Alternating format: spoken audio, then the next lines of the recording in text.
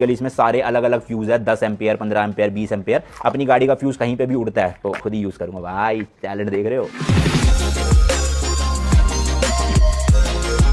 इसके अलावा भाई एक टायर में हवा भरने वाली मशीन भी मंगवाई है अमेजोन बेसिक की मेरे भाई। अपनी India to Australia road trip के लिए स्कॉर्पियो एंड रेडी हो चुकी है। ये सारा सामान आप देख रहे हो ना भाई, गाड़ी में फिट होगा। क्या क्या है डिटेल में अनबॉक्सिंग करके दिखाता हूँ आपको।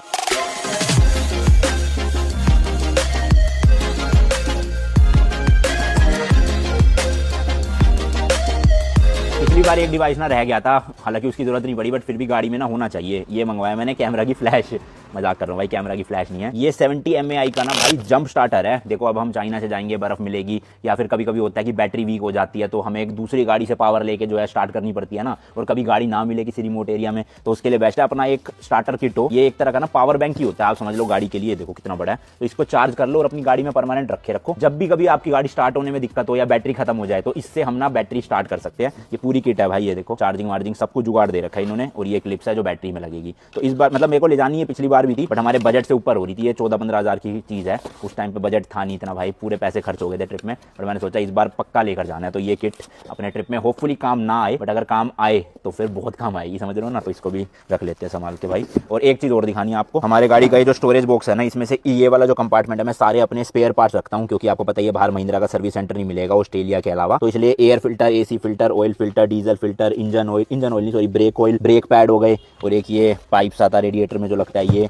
तो ये सारा सामान मैंने इसमें रख लिया। तो अब आप कहोगे कि डब्बा निकाल के क्यों रखा, उसके पीछे दो रीजन है। डब्बा एक तो जगह घेरता है, बट जगह की इतनी दिक्कत नहीं थी। मेन रीजन था भाई बॉर्डर क्रॉसिंग। जब भी हम कोई लैंड बॉर्डर क्रॉस करते हैं ना, तो उस टाइम पे वो सारा सामान खुलवाते हैं। तो ये जो डब्बा पैक होता है ना, सील पैक चीजें, उनको लगता है ये बंदा ना दूसरी कंट्री से हमारी कंट्री में इंपोर्ट करके बेचने लाया है, तो उनको शक होता है। तो हम तो बेचने के लिए लाए, हम तो अपनी गाड़ी के लिए लाए हैं, इसलिए मैंने सारे डब्बे खोल दिए, सिर्फ पार्ट्स अंदर रख लिए ताकि हम उन्हें अच्छे से समझा पाए। खैर दिक्कत तो पिछली बार भी इतनी नहीं हुई थी, उन्होंने पूछा था, हमने बता दिया था कि हमारी गाड़ी का सामान है, महिंद्रा का सर्विस सेंटर मिलेगा नहीं हमें, इसलिए हम अपने पार्ट्स कैरी कर रहे हैं। बट इस बार तो वैसे भी दिक्कत नहीं होगी, क्योंकि सामान खुला हुआ है ना, तो उनको ये शक नहीं होगा कि बेचने के लिए लाया है। तो देखा, दिमाग लगाता हूँ भाई, पूरे लंदन ट्रिप से ना एक्सपीरियंस इकट्ठा करके लाया हूँ, इस ट्रिप में झोंक दूंगा वो सारा एक्सपीरियंस।